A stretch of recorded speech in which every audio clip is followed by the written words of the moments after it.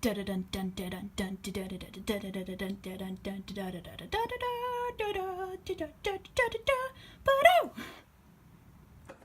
evening, everybody, and welcome to a not-so-current affair. My name is Lucretia Loop. I will be your host for tonight, and on tonight's episode we will be discussing the new pet craze that is sweeping the nation. Pet rats are becoming the ever more popular pet for families. And so for tonight's discussion, I am joined by Dr. Jess Killian. She is a pet rat herself and has a doctorate in... It just says rats. Yes, it's a doctorate in rats. And I believe we're joined by an extra special guest for tonight. Yes, we are. This is Remy. So cute. We're also joined by Karen Milner. Now, she is a mother of 5 who believes rats are a danger to society. And my notes here say that you're an anti-vaxxer? Good evening, Lucretia, and yes, vaccines are a danger to society.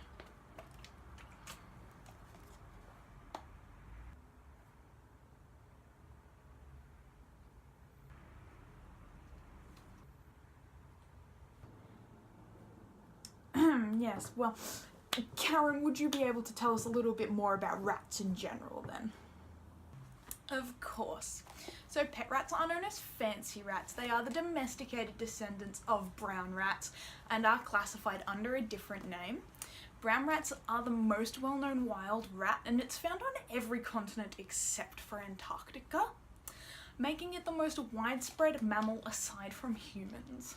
In recent years, their popularity as family pets has been growing, which I find ridiculous considering it was rats that carried the bubonic plague. Also, what if people get sick of these rats and just release them into the wild? We will have rats everywhere, which is so unsanitary. Right, and Dr. Jess, what do you think of that? Well, Karen is right. Fancy rats are domesticated brown rats, and they are very widespread. However, in urban settings, it's actually usually the black rats that carry the plague, not brown rats. In fact, research from 2015 has suggested that the introduction of the bubonic plague to Europe may have occurred over 400 years and was potentially due to gerbils and marmots, not rats. Additionally, the risk of plague from fancy rats like Remy here has been investigated, and they're not even on the list of species that are considered a threat for the plague. Fancy rats would actually have a lot more trouble surviving in the wild rather than brown rats, as they do suffer from different health risks. In the wild, they are much more at risk of things like tapeworm, and they are also at risk of severe respiratory and salmonella infections. So if they were released into the wild, chances are they probably wouldn't actually last very long. Dr. Jess, are you able to explain to me some of the stigma surrounding rats? I'd love to. As we were discussing before, rats have gained a very bad reputation, especially because of the bubonic plague pandemic during the Middle Ages. But they're also viewed with a level of disgust due to being found around skip bins and tips and... Look, it's just a matter of hygiene. Rats are filthy little animals that smell. Why would you even want something like that in your home? If I can interject, rats are actually very clean animals. And they spend a lot of time grooming each other as they are a very social animal. Lots of rats also enjoy playing in water, and you are able to give them baths if you want. Humans waste a lot of food and throw out scraps and leftovers all the time, and that makes a really easy meal for a wild rat, so you can't really blame them when we're making it so easy for them to get food. Karen, do you believe rats have any place in society at all? Absolutely not. What about laboratory rats or working rats? I think a working rat is a bit rich. It's not like they're seeing eye dogs. I suppose laboratory rats do at least serve some purpose though. Right, and Dr. Jess, what's your take on that one? Well, I think you're severely undervaluing the addition of rats to modern day medicine.